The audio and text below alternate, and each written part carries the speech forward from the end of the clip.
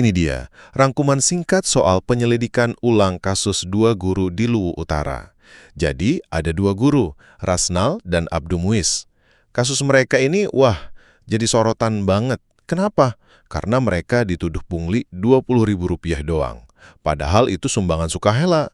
Gara-gara itu, mereka sempat dipecat, dan proses hukumnya penuh kejanggalan. Oke, kita bahas 3 poin penting dari kasus ini ya. Pertama, Polda Sulsel akhirnya turun tangan nih.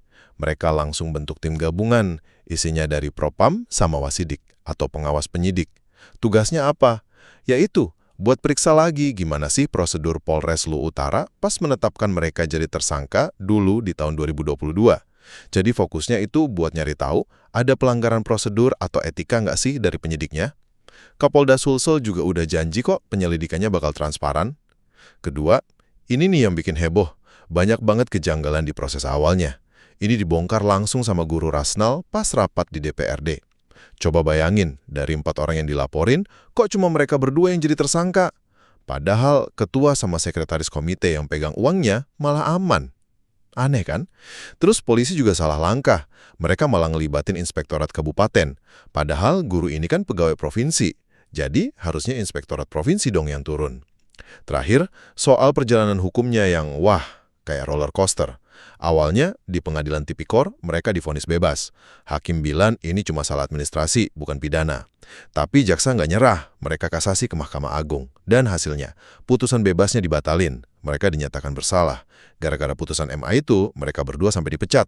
Untungnya, akhirnya Presiden Prabowo Subianto turun tangan, membatalkan pemecatan itu, dan nama baik mereka pun dipulihkan. Jadi intinya, setelah lewat proses hukum yang aneh, sampai ada intervensi dari Presiden, sekarang akar masalahnya, yaitu prosedur penetapan tersangka di awal, itu lagi diselidiki ulang secara serius.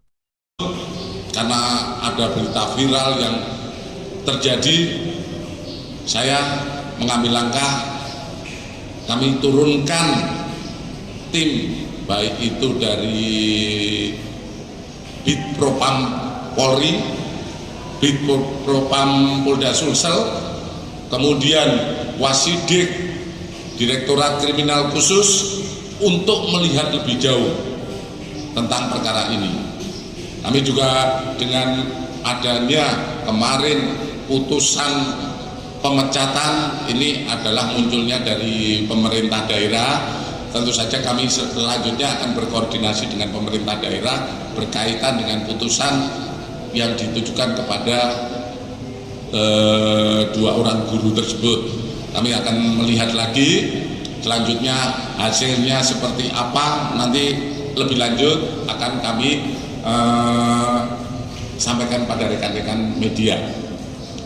Di samping langkah yang sudah kita laksanakan ini, kami sudah berkoordinasi dengan Divpropam Polri, kemudian Bareskrim Polri dalam hari ini Biro Wasidik, untuk kita mendapatkan asistensi sejauh mana penanganan yang dulu pada tahun 2002 ini dilaksanakan, apakah ada hal-hal yang melanggar norma ataupun etika yang dilaksanakan oleh penyidik.